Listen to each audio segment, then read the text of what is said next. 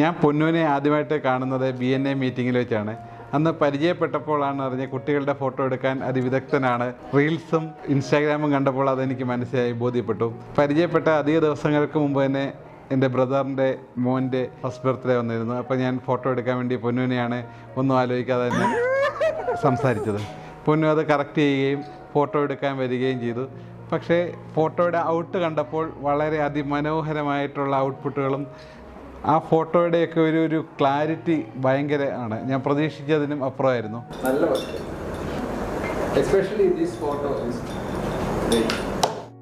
ഇപ്പോൾ ഉദാഹരണത്തിന് ഈ ഒരു ഫോട്ടോ കിട്ടാൻ വേണ്ടി പൊന്നു എടുത്ത ഒരു സ്ട്രെയിൻ, ചിരിക്കുന്ന ഒരു ഫോട്ടോ, അന്നത്തെ ദിവസം നല്ല ചിരിക്കുന്ന ഫോട്ടോ കിട്ടിയില്ല എന്ന് പറഞ്ഞ് പിറ്റേ ദിവസം വീണ്ടും വന്ന് ആ ഒരു ചിരിക്കുന്ന ഫോട്ടോയ്ക്ക് വേണ്ടി അത്ര സ്ട്രെയിൻ എടുത്തു.